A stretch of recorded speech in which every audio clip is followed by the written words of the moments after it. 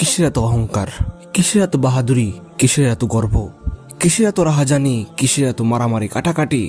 কোনো কিছুই কাজে আসবে না যদি সেই মাওলাকে সন্তুষ্ট করতে না পারি। কোনো কিছুই কাজে আসবে না। এই 2 দিনের এই পৃথিবীতে, 2 দিনের এই দুনিয়াতে কিছুই কাজে আসবে না যদি না আমল ঠিক না থাকে, যদি না মাওলার সাথে সম্পর্ক ভালো না থাকে। কিছুই কাজে আসবে না। এটা তখনই বুঝতে পারবো যখনই আমরা আমাদের জীবন, আমাদের হায়াত শেষ হয়ে যাবে, 3.5 হাত কবর নিচে চলে যাব, 3.5 হাত মাটির নিচে চলে যাব। তখনই আমাদের এই বিবেক কাজ করবে। তখন আমাদের এই বিবেক কাজ করবে। সর্বদা সব সময় এই চেষ্টা করি যে কিভাবে মানুষকে ধোঁকা দিয়ে তার কাছ থেকে এই জিনিসটা ছিনিয়ে নেওয়া যায়, কিভাবে তাকে নিচে নামানো যায়। সে উন্নত হলে, সে উপরে উঠলে তাকে কিভাবে উপর থেকে নিচে নামানো যায়। সর্বদা মাথায় এই চিন্তা আসে, কখনো ভালো ফিকির আসে না, কখনো ভালো চিন্তা আসে না। সর্বদাই মানুষকে ঠকানোর চেষ্টা করি। অথচ আল্লাহ তাআলা পবিত্র কুরআনুল কারীমে ইরশাদ করছেন, ওয়ালা তুসাইর খাদ্দাকা লিন-নাসি ওয়ালা তামশি ফিল আরদি মারহা ইন্নাল্লাহা লা ইউহিব্বু কুল্লা মুখতালিন ফাখুর। মানুষকে অবজ্ঞা করে মুখ ফিরিয়ে নিও না এবং পৃথিবীতে অহংকার করে চলাফেরা করো না। নিশ্চয় আল্লাহ তাআলা অহংকারকারী এবং আত্মগৌরবকারীকে পছন্দ করেন না, ভালোবাসেন না।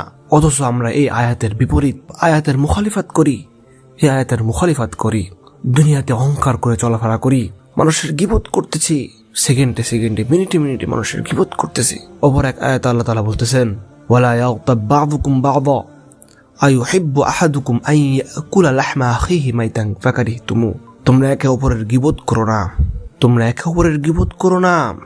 তোমাদের কেউ কি মনটি পছন্দ করবে যে সে তার মৃত ভাইয়ের গোশত খাইতে পছন্দ করে, বা সে তার মৃত ভাইয়ের মাংস খাবে? তোমরা তা অবশ্যই ঘৃণা করবে। ফাকারিহতুমু, তোমরা তা অবশ্যই ঘৃণা করবে। তদরূপ এক ভাই আর এক ভাইকে গীবত করা এটা অমনই অপছন্দনীয় কাজ।